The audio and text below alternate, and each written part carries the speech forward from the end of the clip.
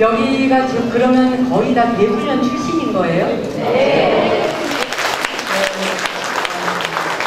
지금 여기에 와 계시는 여러분들을 보니까 세상을 바라보는 눈이 우리가 한 방향만 고통을 바라보다 보면은 세상은 망가지는 것처럼 보이고요. 막 엉망진창으로 돌아가고 있는 것만 바라보면 엉망진창인 것밖에 안 보여서 세상이 곧 망할 것 같아지잖아요. 그런데 이런 분들이 모인 장소에 와서 보면 세상이 왜 이토록 든든하게 받치고 있는지, 기둥이 받치고 있는지를 알겠는 거예요. 속에서 이 금 하나를 캐내기가 어려운 시대입니다. 무엇이 진실인지. 그러니 남들은 말할 것도 없는데 내 집안에 같이 살고 있는 부부 사이나 부모 자식 사이에도 우리는 있는 그대로 진실을 서로 털어내놓고 말하고 살기가 어렵습니다. 부부 사이에 따로 비자금 안 차고 살기가 어렵습니다. 그죠? 아내는 아내대로 비자금이 있고 남편은 남편대로 비자금이 있어야 되지, 내가 그 사람에게 있는 그대로를 다 말했다가는 못 사는 거예요. 자식들도 그렇잖아요. 엄마가 아들에게 문자를 계속 보냈는데 이 아이가 엄마 문자를 씹어요. 대답이 없어. 2번, 3번, 4번 보내도 전화해도 안 받아. 저녁이 돼서 들어왔죠. 야, 이 녀석아, 너 엄마가 문자 보낸 거 안 봤어? 이러면은 그제서야 문자 보냈어? 그래서 쓱 보내면서 아유, 도서관에 있느라고 무고를 해놨더니 못 봤네. 이제 지 애인하고는 계속 전화했으면서.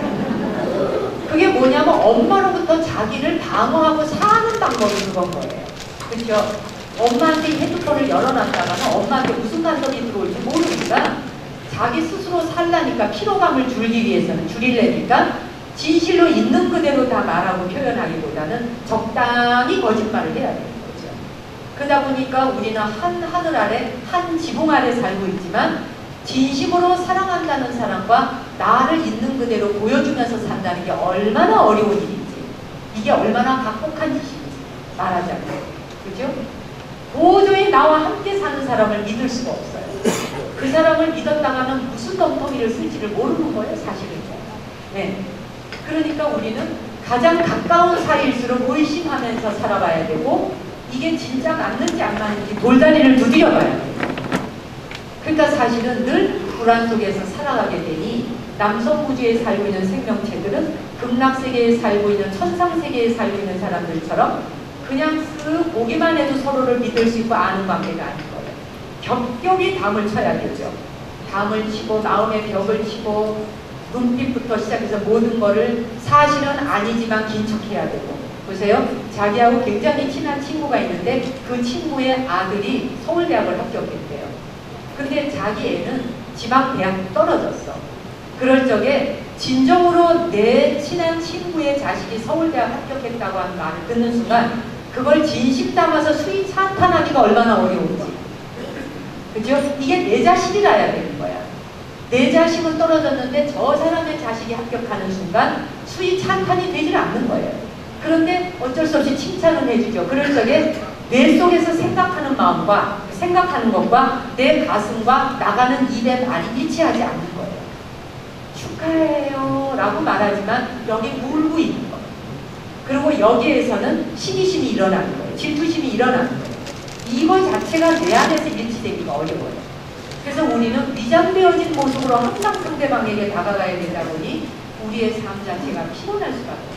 진실하지 않아요. 정견이 되지 않으니까 정어도 안 되고 정업이 될 리가 없는 거예요. 우리의 행위가 탈 정도로 살아가기가 얼마나 어려운 것인지. 그 다음에 네 번째가 남성부주에 살아가고 있는 생명체들은, 남성부주의 생명체들다 특히 그 중에 인간들이 삶이, 사람의 삶에서는 대한민국은 일부일처제, 약속되어진 사람이 부부관계를 맺고 살아가게 되어 있지만 이 남성부주에서는 그 관계가 이루어지기가 굉장히 어렵습니다. 내가 이 여자와 저 남자가 마음에 들어 결혼했지만 일정 시간이 흐른 다음에 그 사람에 대한 매력이 떨어집니다. 관심사 떨어지고 매력이 떨어지는 순간 다른 여자가 쳐다보이게 되고 다른 남자가 쳐다보이게 되죠. 그게 뭐 잘못됐냐? 라고 생각할 수 있어요. 그것이 바로 남성부주에서 일어나는 일이라는 거예요. 그러니 남성부주에 살고 있는 생명체들은요, 다른 동물들의 경우는 자기하고 짝을 짓기로 한 생명체하고 짝을 짓습니다. 아주 특별한 종의 동물 몇 종류를 빼고는 거의 지가 만든 짝하고만 관계를 맺습니다. 여러분이 혹시 그 식물 중에서 나사못이라고 하는 식물을 보신 적이 있는지 모르겠는데 물속에 수초처럼 잠겨서 사는 나사못이 있습니다. 이 나사못은 어떻게 수정을 하느냐면 기가 막힙니다. 이 삶 자체가 뿌리 자체가 물속에 박혀 있어요. 뿌리가 물에 박혀 있는데 얕은 물에 있죠.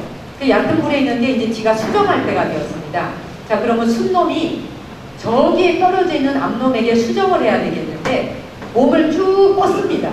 자기의 몸을 풀이에요. 풀 종류 쭉 뻗어서 저 암놈에게 가려고 하는데 닿질 않습니다. 이게 천지창조가 안 됩니다. 한마디로. 네. 그런데 뿌리가 여기에 붙들려 있죠. 뿌리는 바닥에 붙들려 있고 이걸 뽑아서 어디 갈 수가 없어요.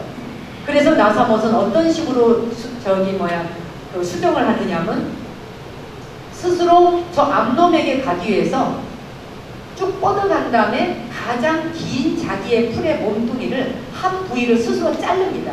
잘라서 공중으로 날아올라서 암놈한테 갑니다. 그래서 운 좋아서 가서 들러붙으면 재수재통이고 안 되고 운수 없으면 그냥 떨어져 죽는 겁니다. 수정 한번 못 해보고. 그렇게 해서 자기 몸뚱이를 툭 잘라서 날아가서 수정을 하고 그것으로서 생을 나가납니다. 이 말은 거의 모든 생명은 종족을 보존하기 위해서 관계를 갖는다는 겁니다. 인간도 마찬가지입니다. 씨앗을 남겨서 종족을 보존하게 대를 잇기 위해서 관계를 갖습니다. 그런데 나이가 들기 시작하죠. 여성에게 남성에게 갱년기가 오고 중년의 나이가 되기 시작합니다. 중년의 나이가 되면 여성의 경우는 여성 호르몬이 줄어들기 시작하고 그러다 보면 몸이 더워졌다 추워졌다 더워졌다 추워졌다 막 땀이 났다가 버들버들 추웠다가 갑자기 확 열이 받으면서 더웠다가 이 감정 자체가 조정하기가 어려워지는 때입니다. 그런데 이게 인간의 육체가 치수화풍사대로 되어 있기 때문에 당연한 요소입니다. 왜? 자식을 낳아야 될 필요가 없는 순간 이 육체는 자동적으로 조정하는 때입니다. 그게 필요 없는 기능을 축소시키고 필요한 기능들을 업데이트시키고 필요 없는 기능들을 전부 축소시켜서 더 이상의 새끼를 낳아야 될 자식을 낳아야 될 필요가 없는 거죠. 그럴 때 몸이 자동적으로 교통정리를 하게 됩니다. 그럴 때 겪게 되는 어려움들이 있는 거죠. 근데 이것을 수용하기가 굉장히 어려워지고 감정을 거기다 실어서 우울증이 오고 불면증이 와서 약을 먹어도 잠이 오지 않는 그러나 그런 시기가 와서 여성 호르몬이 조정이 돼야 될 때가 오면은 여성들의 경우도 내가 이제 더 이상 여성으로서의 기능을 자식을 낳는 기능을 더 이상 해야 될 필요가 없는 거구나를 알아야 될 때가 온 거라는 거죠. 남성의 경우도 마찬가지입니다. 자, 성적인 욕망이 있는 게 뭐가 잘못이야? 잘못하고 상관이 없습니다. 인간의 몸뚱이가 있는데 왜 성적 욕망이 없겠어요? 있는 것이 잘못이 아니에요. 그런데 써먹을 필요가 없는 순간까지도 컨트롤하지 않고 계속 써먹는 건 문제 생긴다는 거죠. 그것으로 인해서 오는 사회 문제가 얼마나 큽니까? 그것으로 인해서 겪는 고통이 얼마나 큽니까? 더더군다나 남성들의 경우가 자기의 아내하고 살다가 자기가 다른 여자가 눈에 보여서 외도를 했다 생각합시다. 남성들의 경우는 외도를 시작하면 하는 행동이 얼마나 바보짓을 하느냐면은 갑자기 아내에게 꽃다발을 사갖고 온다고 해서 아니면은 자기가 연애하고 있는 애인한테 향수 하나 비싼 거 사주고 사주는 길에 내 아내 건 싼 게 하나를 끼워서 삽니다. 그래서 갑자기 와서 아내한테 여보 이거 써는 내밀다가 들통나는 거예요. 향수 쓰라고 줬다가 이거 뭐 안 하는 짓을 하는데 이상한데 남자들은 그렇게 발목 잡힐 일을 꼭 본인이 먼저 가서 줍니다. 여자들은 초기 발달해갖고 거의 동물적 본능으로 알거든요. 설명해도 안 해도 아는 거예요. 예, 근데 남성들의 경우는 꽃을 갖고 와서 여보 꽃이 오늘 너무 이쁘더라고 당신 생각나서 샀어 이러면 이거 뭐 비정상인 거예요. 그러면 여성들이 그러죠. 당신 뭐 있지? 아니야 그런 거 없어. 여자들 바로 알죠. 자 이런데 그러다가 거기서 끝나지 않습니다. 그러다가 이제 여자가 외도하는 걸 남자가 외도하는 걸 알기 시작하면 마음에 상처가 안기 시작합니다. 우리는 서로가 사랑하겠다고 약속해서 결혼했지만 한 영혼을 그 사람의 영혼을 무참하게 짓밟는 것이 얼마나 큰 죄악이 될 수 있는지에 대한 걸 인식하지 못하면서 삽니다. 그 그냥 여자가 아름답고 매력적이어야 되고 매력 있는 여자를 향해서 내 관심사가 가는데 뭐가 잘못이야? 잘못 없어요. 사바세계 안에서 그게 뭐 잘못이겠습니까? 법적으로 뭐 그 여자 쳐다보는데 누가 법으로 어쩌겠습니까? 그렇지만 우주 법계의 눈으로 볼 때 우리는 한 존재가 한 존재의 우주를 파괴시키는 일이 얼마나 그것이 정말 험한 일인지에 대한 것, 그게 얼마나 큰 죄가 되는지를 우리는 인식하지 못합니다. 그래서 자기 아내가 너무나 힘들어하고 이상한 행동을 하는 남편에게 사정을 하고 매달리지만 네가 그렇게 보기 싫으면 이혼해. 멋을 한 것처럼 소리를 내죠. 그러면 여자가 여기에 가슴에 심장에 못이 박혀서 아파서 죽겠다고 소리를 하지만 지금 연애를 하러 나가야 되는 순간은 내 아내가 아픈 것이 눈에 들어오지 않습니다. 이 고통받고 있는 것이 관심이 없습니다. 아프면 병원에 가, 약 먹어 하고 시리리 나가버립니다. 남성 우주에 살고 있는 우리는 서로 존재와 존재가 만나서 서로 이 사람과 인생 학교에 입학을 해서 서로 무슨 공부를 하다 가기로 했는지에 대한 것을 까먹을 때가 많은 겁니다. 그냥 무작위로 상처를 주고도 그가 죽어나간다 할지라도 눈 하나 깜짝하지 않고 살인조차도 단행하는 것을 서슴없이 합니다. 심지어 60, 70 먹은 노인이 10대 미만의 여자아이, 증손주뻘밖에 되지 않은 아이가 성적 욕망의 대상으로 보이는 이 폭력적인 눈빛이 이게 남성 구주가 아니고서는 존재할 수 없다는 겁니다. 북부로주에서는 있을 수가 없는 일이라는 거죠. 10대 미만의 아이가 어떻게 성적 욕망의 대상으로 이 눈이 보일 수 있냐는 거죠. 그게 보호해주고 사랑해주라고 자식 태어나고 하는 것인데 자기의 성적 욕망을 채우기 위한 굶주린 동물도 그렇게는 안 한다는 거죠. 그래서 사실 이 남성 부지에 살고 있는 수많은 생명들은 자신이 살아가고 있는 생애에 왜 고통이 뒤따르고 있는지에 대한 것을 인식하기보다 이유 없는 고통이 나에게 재수없이 온다고 생각합니다. 우리는 팔 정도의 삶에서 정견이 제대로 이루어지지 않을 때 이 눈이 보는 바가 내가 어떤 영혼을 아프게 하고 상처를 주는 것이 내 삶을 얼마나 망가뜨리는 것인지를 인식하지 못할 때 우리는 죄를 짓고도 잘했다고 큰 소리를 떡번치게 됩니다. 그래서 사실은 잘못된 성관계 자체를 가지지 말라라고 하는 것이 부처님이 일반 불자들에게 내려주는 그것은 개념이 아니라 그것을 지킴으로 해서 내 삶의 질서가 나를 영혼과 내 육체를 얼마나 크게 성장시키는지에 대한 걸 알려주신 거거든요. 그러나 우린 남성 구조에서 이거를 실천하기가 굉장히 어렵습니다. 이게 얼마나 어렵고 이거를 컨트롤하기가 얼마나 어려운 일인지를 사바세계에 몸담아 살아가는 모든 사람들이 겪는 일이기도 하고 굉장히 많은 사람들이 그 부분에 대해서 고통을 겪습니다. 그것으로 인해서 인간관계에 거의 사회 문제가 거의 다 일어나게 많은 부분. 아마도 여러분이 기억조차도 하지 못할지 몰라도 그 모든 것들이 우리 세상과 사회를 거의 지배하고 있는 겁니다. 이게 각복한 땅이라는 거죠. 우리가 여자를 만나고 남자를 만날 때 주름살이 생기면 매력없다 생각하고 내 아내가 여기저기 얼굴이 처음에 아가씨 시절의 아름다운 모습이 아이 낳고 나서 쭈그렁바가지가 돼가기 시작하고 머리카락이 희끗희끗 돼가고 여자가 매력이라는 건 완전히 없어져 버려. 그럴 때 남자가 그 여자를 쳐다보며 그걸 장미 꽃송이처럼 보거나 또 특히 요즘엔 여성들이 더 합니다. 여자가 자기 남편을 바라보면서 남자가 이제 정년퇴직했고 나이가 들어가기 시작하면 어깨에 힘이 빠집니다. 주머니에 돈도 없어. 친구 떨어지기 시작해. 어깨가 축 처지는 그 남자의 모습을 아름답게 볼 수 있는 여자가 과연 몇 명이나 될까요? 그런데 여러분 나이 들어간다는 게 그게 무슨 죄겠습니까? 더더군다나 아름다움이라고 하는 것이 왜 젊음에만 미적인 것이 가서 있어야 하나요? 젊다라고 하고 팽팽한 것만이 아름다움인가요? 여자가 나이가 들어가고 쭈그렁바가지가 되고 주름살이 지는 그 모습이 왜 언제까지나 팽팽하기만을 바라야 하는가? 이거는 망상이고 환상이고 착각인 것입니다. 그리고 내 남편이 나이가 들기 시작하면 씻는 것도 싫어하고 술 마시고 들어오면 젊을 때보다 냄새가 더 나는 거예요. 그럼 여자들이 난리가 납니다. 그때부터 만정 떨어지네 멋 떨어지네 시작하면은 남자가 옆에 오는 것도 싫고 왼종일 너 나가서 나가. 우리가 이렇게 사람을 취급합니다. 존재가 존재를 바라보는 눈길이 이토록 겸허하지 못하고 사람이 사람을 대하는 태도가 이토록 경건하지 못한 가운데 우리가 불자로서 부처님 앞에 예경한다 한들 그 예경이 도대체 누구를 향한 예경이겠는가 하는 것이죠.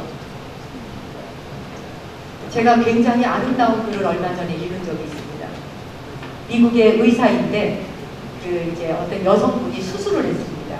그 수술을 했는데 입이 귀 옆에 가서 붙어 있어요. 이게 이렇게 쭉 찢어져가지고 여기를 이렇게 꿰매서 입술이 여기 붙어 있는 겁니다. 그래서 여기에 입술이 붙어 있고 수술을 그렇게 할 수밖에 없는 무슨 사정이 있었는 거죠. 근데 이 의사가 칼럼을 썼습니다. 예, 그랬는데 뭐냐 하면은 이 아내가 이제 마취해서 깨어났어요. 자기 입은 여기 붙어 있는 거예요. 얼굴이 이렇게 찢어져 있죠.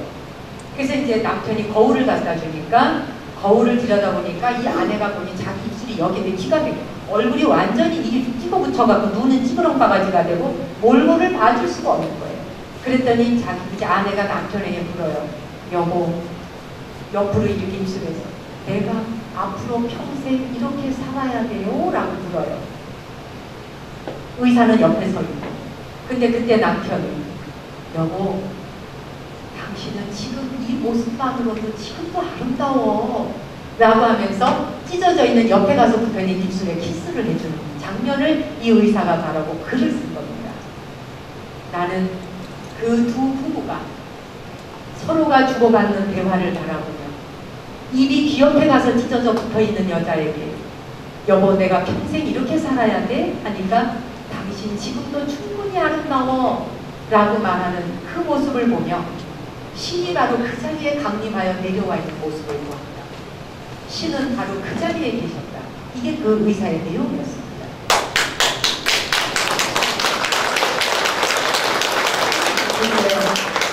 아내가 유방암에 걸리거나 자궁암에 걸리거나 남자가 간암에 걸리거나 폐암에 걸리거나 수많은 암 종류로 갖고 수술하고 고통스러워할 수 있고 육신은 보잘것 없어지기 시작합니다. 유리그릇보다도 위태로운 이 몸뚱이 하나가 얼마나 위태롭고 보잘것없고 하찮습니까? 그 무더운 여름에 땀 질질 나기 시작하면 감당이 안 되죠. 겨울의 추위와 여름의 땀과 범벅이 돼서 하루만 씻어주지 않으면 냄새나는 이 몸뚱이 안에 우리는 그 안에서 과연 그 진흙 구데기 속에서 연꽃을 볼 수 있느냐 하는 것입니다. 내 아내와 내 남편에게서 냄새가 좀 나거나 좀 쭈그렁 바가지가 됐거나 내 남편이 모양새가 없거나 라고 할 때 당신 밖으로 나가, 당신 나하고 이혼해. 물론 편안하게 행복하게 사는 건 좋은 일이죠. 누가 누구에게 구애받으면서 살고 싶겠습니까? 하지만 우리는 남성부지에 왜 왔는지를 한 번쯤 생각해 보자는 거예요. 이 인생학교에 와서 여러분이 수행자가 될 게 아니라면 부부지간의 연을 맺어서 같이 늙어가고 함께 걸어가는 인생길에서 그 사람의 못난 부분과 부족한 면을 있는 그대로 보아주는 것이 그토록 어려운 일인지 한번 돌아볼 필요가 있노라. 나의 행복과 편안함을 생각할 것 같으면 우리는 남성부주라는 인생학교에 올 이유가 없었다는 겁니다. 여기서 우리는 반드시 경험하고 배워야 할 것이 있다는 거죠.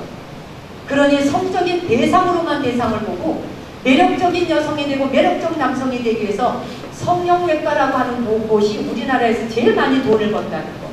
하지만 여러분이 줄기세포를 가지고 아무리 노화를 방지하는 주사를 맞는다 한들 박근혜 대통령도 뭐 맞고 막 이랬잖아요. 줄기세포. 그런다고 해서 주름이 없어지느냐는 거예요. 1년 가고 2년 가고 나면 또 주사를 맞아야 되는데 또 찢어서 또 수술을 해야 되는데 그거를 언제까지 거듭할 거냐는 거죠. 우리는 그런 순간에 그 욕망을 절제하고 끊을 수 있느냐 하는 것입니다. 자신의 늙어가는 모습을 있는 그대로 편안하게 스스로가 수용하고 봐주는 것이 그토록 어려운 것입니다. 늙어가는 모습 어떠냐는 거예요. 늙어가기 시작하면 눈도 안 보여요. 저도 이제 2년 전부터 돋보기를 끼고 돋보기 안 보면 이 글씨가 잘 안 보여요. 어른어른해요. 눈 안 보여, 귀 잘 안 들리기 시작해, 이빨 빠지기 시작해, 틀리해야 돼, 임플란트 해, 거기다 무릎 아파, 어깨 아파, 내 몸뚱이 하나를 움직이기가 얼마나 어려워지는가. 그럴 때 우리는 이 육신을 평생을 이 자동차를 물려오면서 무지막지하게 써먹어 왔었던 이 육신에게 무릎 꿇고 부처님에게 예경하듯 예경할 수는 없는 것일까? 고맙다라고 말하면서 하직하는 그날까지 수리해가면서 쓰는 것이 그렇게 어려운 일일까? 다른 걸 한번 생각해 본다는 거죠. 그 다음 마지막 5번째. 남성부주에 있는 사람이 왜 박복하게 살아가는가? 정신을 혼미하게 하는 마약과 술을 가까이 하지 말라 했지만 부처님께서 만약에 우즈베키스탄이나 러시아나 몽골 같은 국가의 부처님이 태어나셨다면 계율이 바뀌었으리라고 저는 생각합니다. 영하 50도와 60도를 웃도는 곳에서 어떻게 빼가를 마시지 않고 살 수 있겠습니까? 그런 추위는 인간의 한계로서 견딜 수가 없는 고통입니다. 말하는 순간 나오는 입도 자체가 바로 얼어버리는 세상에서 어떻게 술이라고 하는 걸 먹지 않고 몸을 녹일 수 있겠습니까? 부처님이 태어나신 곳은 무지막지하게 더운 나라이고 40도, 50도의 열사에서 견뎌내야 하는데 술 한 방울 먹어보세요. 안 그래도 더운데 정신 몽롱하고 눈빛 들이멍텅. 인도 순례 갔다 오신 분은 아실 거예요. 그 사람들 이빨 지금지금 씹어가며 쥐잡아 먹은 것 같이 뻘겋게 그게 저기 뭐야 마약처럼 좀 그런 게 있잖아요. 그렇죠? 본도 씹듯이 뭐 하듯이 눈이 뒤 풀려가지고 멀쩡한 정신을 가질 수가 없는 거예요. 술이라고 하는 것이 신이 내린 음료 중에 가장 세상에서 맛있는 음식이라고 말하대요. 술 좋아하는 분들. 요즘은 여성들이 더 많이 먹어. 예, 여자들이 술을 더 많이 먹는데 남자들이 감당을 못하더라고요.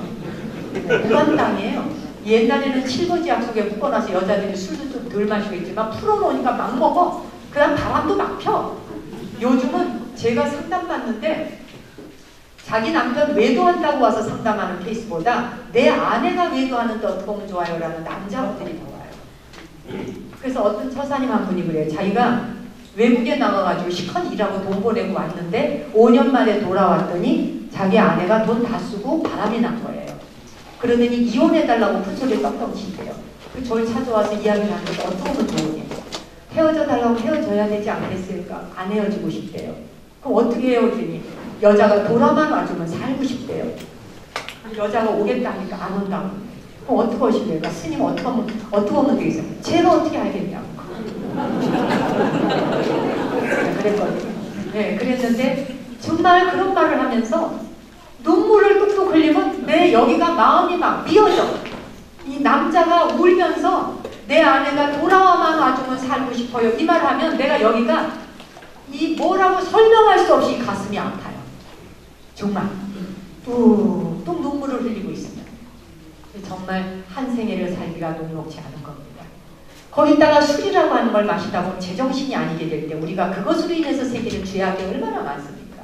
결국 술이 만들어내는 실수와 술이 만들어낸 잘못된 판단이 인간 세상 저변에 모든 저변에 다 깔려가지고 죄와 죄가 지어져서 그것으로 인해서 엄청난 고통이 반복 이렇게 우리는 박복한 땅에서 박복한 짓만 하고 살아가는 거예요. 그런데 여기서 끝이냐? 자, 이제부터 박복을 복으로 돌리는 길, 팁을 알려드려야 될 거 아니에요? 중요한 사실 하나는 어느 누구라도 완전한 깨달음을 성취하려면 남성부주가 아니고는 안 된다. 완전한 깨달음을 성취할 수 있는 국토는 남성부주밖에 없다. 역대의 모든 부자와 모든 성현과 성자들이 다 남성부주에서 깨달음을 완성하셨다. 북구로주에서는 깨달음을 완성할 수 없다. 복이 넘쳐서 흘러넘치는데 뭐 고통이 따라야 수행을 하죠. 이 행복이 어디서 끝났는지 몰라요. 북구로주는 아주 행복이 지겨워. 여러분, 복도 너무 받으면 지겨운 거예요. 이 복이 어디서 끝날라나. 그랬더니 어떤 분이래. 그래도 좋으니 와봤으면 좋겠다. 그래도 좋으니 받아봤으면 좋겠다. 그러면 복지어서 북구로주로 가시면 되는 거죠. 자, 아무튼 역대의 어떠한 붓다들도 어떠한 성현도 남성부주를 거치지 않고서는 붓다된 사람 없고 깨달음 완성할 수 없다. 자, 그러면 남성부주라고 하는 이 땅의 박복한 땅에서 무엇을 실천함으로써 어떤 것을 인격적으로 내가 만들어감으로써 깨달음을 완성할 수 있느냐, 딱 두 가지 키워드를 드리겠습니다. 여러 가지 많이 수행법이 있지만 그 가운데 두 가지 키워드. 남성부주에서 박복한 땅에서 복을 지을 수 있는 유일한 길 첫 번째가 인내심입니다. 남성부주는 참고 견디지 않고서 답이 안 나오는 땅입니다. 이 박복한 땅. 죽어라 복감하면서 정말 믿었던 사람이 뒤통수 주고 배신하는 곳이고요.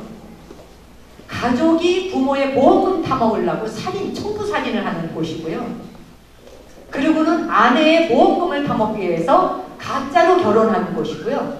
그리고는 자기 아내를 끌고 가고 교통사고 낸 것처럼 위장하는 곳입니다. 이렇게 제정신도 차리지 못하고 사는 곳에서 어떻게 우리가 인내하지 아니하고 견뎌낼 수 있겠냐냐. 인욕바람일만이 깨달음을 완성할 수 있는 키워드가 됩니다. 끊임없이 견디고 끊임없이 참아내고 자, 여기서 견디고 참아낸다니까 막 어금니를 꽉 깨물고 참아내는 걸 생각하실지 모르겠는데 그런 걸 말하지 않습니다. 왜? 어금니를 깨물고 참아봐야 언젠가 또 터져서 나올 수가 있습니다. 그거는 참는 게 아닙니다. 욕 쓰는 것이죠. 언젠가 터져 나올 것은 화산이 분출하는 거는 그거는 참는 게 아닙니다. 인내라. 말 그대로 금강경에 아상, 인상, 중생상, 수자상을 내지 않는 무아상, 무인상, 무중생상, 무수자상 정말 온몸뚱이를 할철신 채 토막살인 사건이 일어날 때조차도 이것이 내 몸뚱이고 내 몸뚱이가 잘린다라는 생각조차 내지 않았노라. 이게 사바의 세계에서 완성해야 될 인욕바람일의 완성을 보여준 바입니다. 인내심이 무엇인지. 그래서 우리는 저승으로 갈 때 이 사바 세계에서 돌아가는 날 저승으로 넘어갈 때 졸업장 가져갈 때 인내심 졸업장을 반드시 가지고 떠나야 합니다. 인내심. 우리는 어려운 순간이 올 때 이 사바 세계에서는 견뎌내고 그걸 통해서 끊임없이 내가 성장하는 길을 가기 위해 배움을 위해 그 길을 가는 겁니다. 그 다음에 두 번째 키워드가 남성 무주에서 깨달음을 완성할 수 있는 두 번째가 이타심입니다. 이타심이 발휘되지 않고는 이타심의 최종 목적지 바로 보현보살의 회양하는 마음만이 이타심의 결정판이 됩니다. 보현보살의 회양하는 결정판이 아니고는 우리가 남을 돕고 살아가는 거 얼마든지 할 수 있습니다. 요즘 보세요. 지구촌이 남의 나라가 무너졌네, 화산에 폭발돼서 어떻게 됐네, 홍수에 떠내려갔네, 그러면 모두가 다 도움을 주느라고 적십자가 뜨고 의료난이 뜹니다. 그렇죠? 그리고 이 나라 저 나라에서 막 구조품이 가고 구호물자가 가고 돈이 가고 이렇게 해서 서로가 가족적인 패밀리의 개념이 달라졌습니다. 가족의 개념이 바뀌는 순간 너와 내가 둘이 아닌 경계로 가게 되죠. 그렇게 해서 이타심이라고 하는 것은 결국 너와 내가 둘이 아닌 것을 경험해 볼 수 있는 유일한 통로입니다.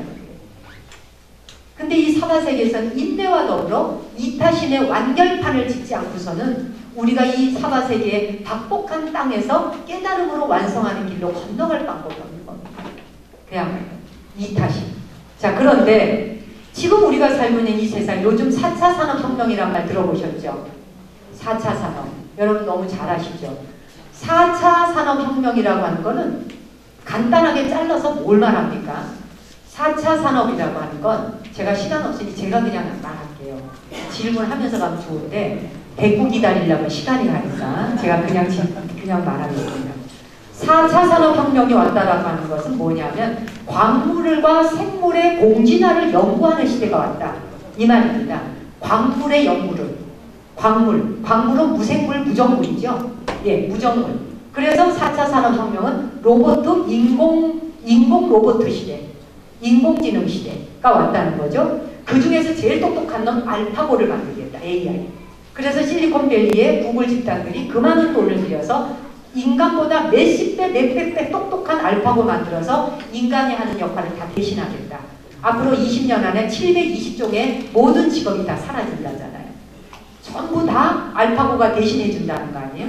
왜 그걸 만드느냐는 거죠.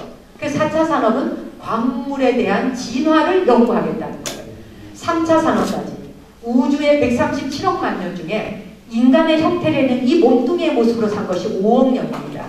5억 년 동안 살아오는 사이 우리는 이 모습으로 살아왔는데 5억 년이라고 하는 이 시간 동안에 우리가 살아오면서 3차 산업혁명까지는 생명에 대한 진화만을 연구했습니다. 생명이 자식 낳고 새끼 낳고 어떻게 이것이 서로 연계를 가지며 살아간다. 4차 산업으로 오는 순간 생명에 대한 연구만이 아니라 생명과 더불어 무생물과 무정물이 어떻게 함께 갈 것이냐. 공진화. 생물과 무생물의 공진화를 연구하는 때가 4차 산업입니다. 그래서 브레인에 대한 연구가 엄청나게 발달하는 시대가 와버렸습니다. 4차 산업은 뇌에 대한 연구, 브레인에 대한 연구 엄청나다 그러죠. 여기 뭐 과학도들도 많이 계실 거로 합니다. 그럼 보세요. 우리의 기억은 뭐가 담당하나요? 우리의 기억은 마그네슘이 담당합니다. 그죠? 예, 마그네슘. 그리고 우리의 생각, 정신작용은 뭐가 하나요? 칼슘이 합니다. 칼슘 성분 없으면 생각 못합니다. 칼슘이 생각과 우리의 정신작용을 담당합니다. 자, 그러면 칼슘을 뭐라고 말하나요, 여러분? 칼슘은 암석입니다. 암석. 돌덩어리예요. 돌에서 왔다는 겁니다. 그러니 우리의 생각, 정신작용은 돌에서 건져온 겁니다. 돌. 그렇죠? 자, 그럼 암석을 토탈 뭐라고 그러나요? 광물이라고 합니다. 4차 산업은 광물에 대한 연구를 한다는 뜻입니다. 광물. 그렇죠? 로봇 자체가 광물이지 않습니까? 그래서 색즉시공, 공즉시색. 색이고 공이고 공이고 색인 것. 부중불감, 불구부정. 이 모든 것들에 대한 연구가 4차 산업혁명에서 완전히 엑기스로. 자, 그런데 4차 산업혁명을 통해서 왜 이러한 로봇들을 도대체 이렇게 인간보다 똑똑한 인간을 만드느냐? 그 중에 많은 설명이 있지만 이런 설명이 있더라고요. 우리는 지금 3차원에 있습니다. 3차원에서는 4차원 못 봅니다. 그렇죠? 4차원에 있어야 3차원을 봐요. 그런데 우리가 지금 제가 부산을 가려면 KTX를 타고 2시간 반이면 갑니다. 서울에서 부산까지 2시간 반인 가는데 조만간 멀지 않는 날에 1시간 반이면 부산 도착하는 KTX 나온다 그러잖아요. 최첨단 과학기술이 발달한 것을 우리가 활용하고 말하자면 영향받고 혜택을 받고 사는데 그렇게 혜택받은 그러한 건물, 구조물 안에 KTX라고 하는 그런 구조물 안에 앉아서 핸드폰으로 자식하고 전화 핸드폰 할 때 속상해서 할 적에는 야 이놈의 새끼야 너 엄마 이렇게 속색일래? 말하자면 최첨단으로 발달한 과학이 우리에게 주는 최고의 영향을 받는 최첨단으로 만들어진 기술, 빛나는 기술의 그 속에 앉아서 있는 사람들의 생각은 신라시대나 지금이나 멘트가 달라진 게 없다는 거예요. 그때 가졌던 인간의 감정이나 지금 가진 인간의 감정이나 별로 인간의 감정은 진화한 게 없다는 거예요. 누가 한마디 말하면 삐지고 한 번 삐지면 안 풀리고 그 다음에 아무리 친했던 사람이지만 누군가 제3자가 끼어들어서 이간질하면 이 사람 말을 더 믿어. 30년을 알고 지내온 사람인데 이 사람을 믿는 게 아니라 누가 와서 제3자가 끼어들어서 제가 너에 대해서 이렇게 말했어 이렇게 말했어 2번에서 3번만 와서 말하면 의심이 들면서 관계가 끊어져 나가는 게 인간 사회예요. 이 정도의 의식 수준밖에 갖지 못한 인간들이고 4차 산업 못 넘어간다는 겁니다. 4차로 못 넘어간다는 거예요. 이런 인간 종류 가지고는. 그래서 더 나은 신인류를 데리고 그 다음 차원으로 넘어간다는 뜻입니다. 그래서 머지않은 날에 지금의 10대 아이들, 여러분의 손주 세대가 되시고 여러분의 뭐 자녀 어린아이가 될 겁니다. 지금의 10대 아이들이 50살이 될 때 살아가는 시대는 우리와 완전히 패러다임이 바뀌는 다른 세상을 살아갑니다. 트렌드가 완전히 바뀌어버린 완전히 인류가 탄생한다는 겁니다. 우리처럼 이렇게 생긴 인류가 그렇게는 그 다음 단계로 못 넘어간다는 겁니다.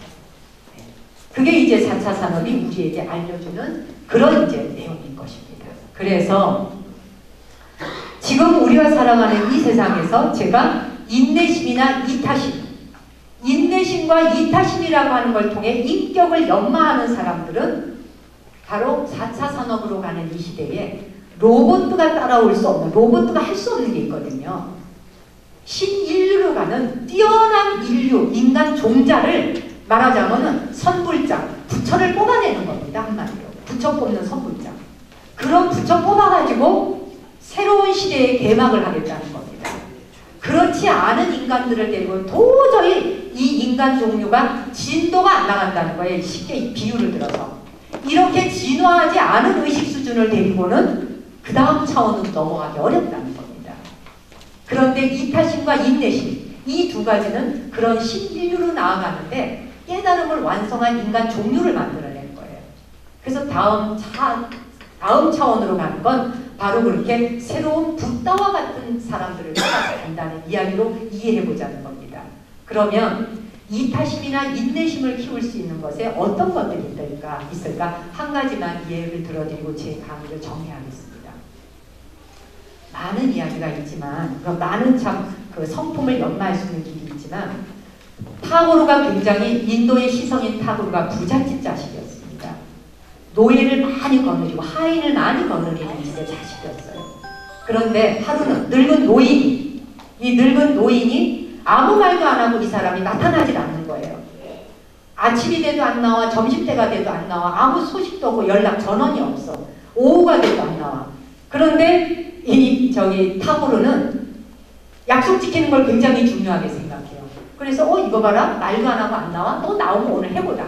근데 오후에 해거름이 나질라기가 그때서야 나와요. 그때서야 나와가지고 주인한테 왜 늦게 왔단 말도 안 하고 가더니 그냥 자기 그 빗자루를 또 빼가지고선 뿔을 그냥 쓰는 거예요. 뿔을 쓰는. 그걸 보는 순간 타고르가 그냥 확 화가 난 거예요. 달려가서 빗자루를 확 뺏어서 내 동생이 쳐요. 당신 뭐 하는 사람이야? 여기가 오고 싶으면 오고 말고 싶으면 말고 당신 마음대로 해도 되는 데인 줄 알아? 그렇게 무시해도 되는 데인 줄 알아? 당신 오늘부터 해고야! 그러고 소리를 질러요. 근데 이 사람이 아무 말도 안 하고 늙은 하인이 다시 빗자루를 주워들어요. 다시 빗자루를 주워드는 순간 진짜 타고르가 그때 20대였는데 요새 말로 뚜껑이 열려버려요. 확 치솟아오면서 완전 한국이 분노공화국이잖아. 누가 자동차 가다가 앞에 깜빡이만 넣어서 어쩌고만 하면은 서울에서 톨게이트 지나면서 강원도까지 따라가잖아. 지 목적지가 부산인데 그냥 틀어서 강원도라서 멱살 잡고 완전 뚜껑이 열린 거예요. 당신 내 말이 안 들려? 사람 말이 말 같지 않아? 네 맘대로 해도 되는 데지 않아? 내가 당신 지금 해보라고 했잖아. 그러고 소리지. 그때 이 노인이 늙은 하인이 빗자루를 들고 서서 얘기해요. 내 주인이 제가 왜 늦게 나왔는지 말씀드리지 못하고 늦게 나온 건 제 잘못입니다. 그런데 어젯밤에 제 딸아이가 세상을 떠났습니다.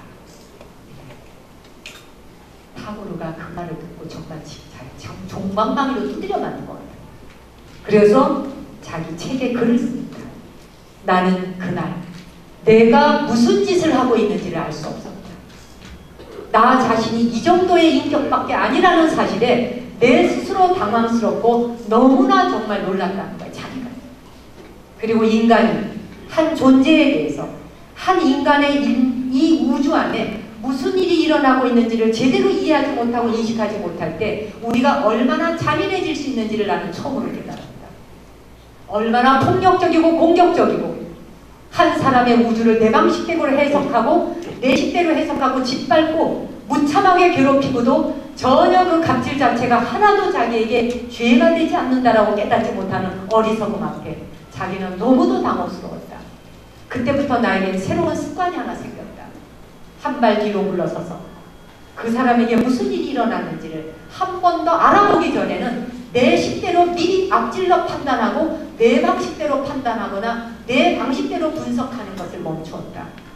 그것을 그때부터 시작해서 내 나이 50, 60이 될 때까지 써먹었고 그것은 내 인생의 굉장한 길라잡이가 되어주었다. 자기 삶의 방향을 잡아주는 키워드가 되는 겁니다. 인내심이나 이타심이라는 것. 타인의 우주 안에 무슨 일이 일어나고 있는지를 내 자신이 모른 채 내 맘대로 해석하는 게 아니라 겸손한 자세로 한 번 더 어떤 일이 일어나는지를 알고 물러서서 생각할 때 우리는 그때 인간이 성장. 그게 바로 깨달음으로 나아가는 겁니다. 인도네시아에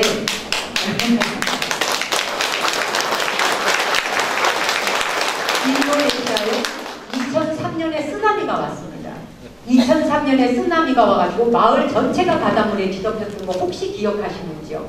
우리나라에서도 거기 뭐 살려주고 가고 난리 났잖아요. 오랜 기간. 박노해 씨 사진전에서 제가 굉장히 감동스러운 사진 하나를 봤습니다. 이 이야기를 마무리하겠습니다. 거기에 보니까 마을 전체를 다 뒤덮었고 쑥대밭이 된 겁니다.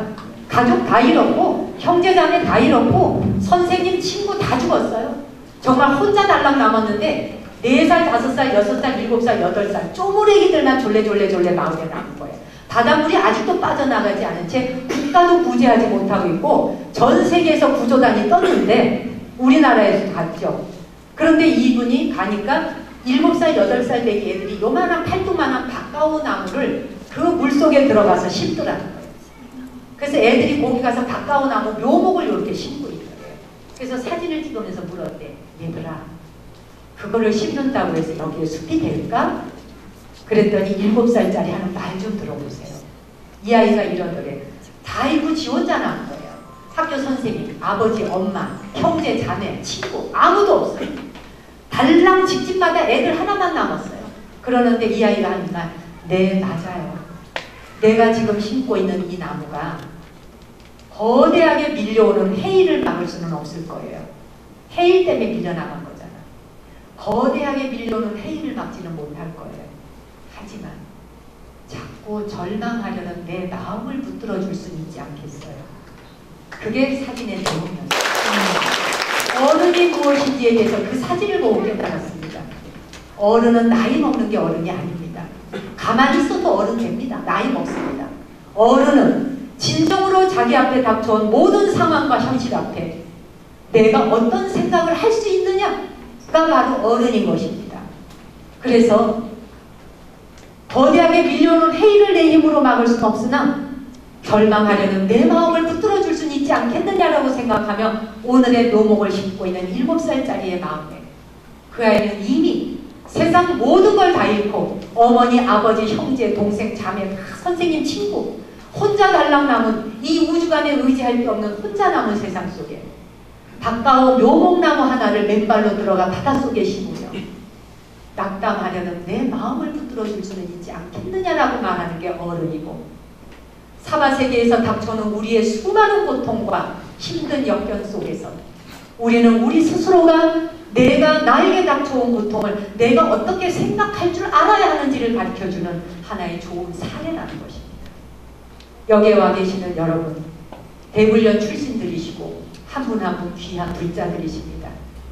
여러분의 마음 안에 여러분의 걷는 걸음이 여러분이 생각하는 바가 우리가 내뱉는 말 한마디가 내가 하는 생각과 행동 하나가 내가 세상에 도움을 주고 보탬이 되는 사람인지 아닌지를 한 번만 더 걸러 생각하는 걸 가져서 인내와 이타심의 마음이 우리 자신을 이 남성부주 안에 박복한 땅에서 복을 쌓아갈 수 있도록 하는 그런 길로 나아가는데 나 자신을 제대로 써보면 어떻겠는가. 또 그런 마음으로 신심을 다시 내서 달심해서 나에게 남아있는 생애를 부처님처럼은 아닐지 몰라도 그와 같이 살아가는 마음으로 다시 한번 신심을 내보는 건 어떻겠는가. 요즘에 저도 승려이지만 우리 젊은 스님들이 우리 시대와 많이 달라졌습니다. 우리 때는 전천후로 쓰였습니다. 법당일 하면서 예불 하면서 새벽 예불 하면서 청소하면서 큰 스님 시봉하면서 공부하면서 시장 가면서 부엌일 하면서 전천후로 뛰는 건 줄 알았습니다. 여러분, 저도 승려이면서 제 자신도 부족하고 모자라고 부끄러운 거 많습니다. 하지만 나의 기도 속에 그래도 제가 부처님 법 만났고 부처님 제자로 살아가는 게 내 생애의 가장 행운이라면 그래도 내가 살아가는 길에 내 기도 속에 모든 사람이 고통을 피할 수 있고 모든 사람이 행복할 수 있도록 기원해야 되는 게 나에게 주어진 본분사가 아니겠는가. 이거 하나만을 잊지 않고 살아갈 뿐입니다. 여기에는 저보다 훌륭하신 분들이십니다. 모두가 다. 누가 누구를 비교할 것 없지만 한 분 한 분 존경의 대상입니다. 제 강의를 들으셔야 될 이유도 없을 만큼. 그러나 저 또한 이 길을 40년 걸어오면서 부처님의 탁작밥 내려 먹으며 기도했던 승려로서 나의 기도가 헛되지 않기 위해서 세상에 살아가는 이 한 분 한 분의 삶이 복되고 행복하실 수 있도록 죽는 날까지 기도해야 되는 것이 나의 본분사구나. 이것만을 잊지 않고 살아갈 생각입니다.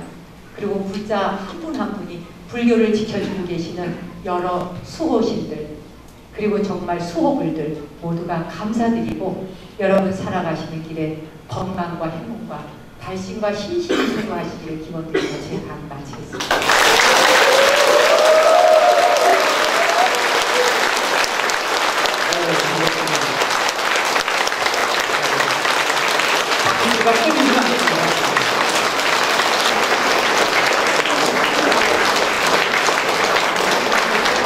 정말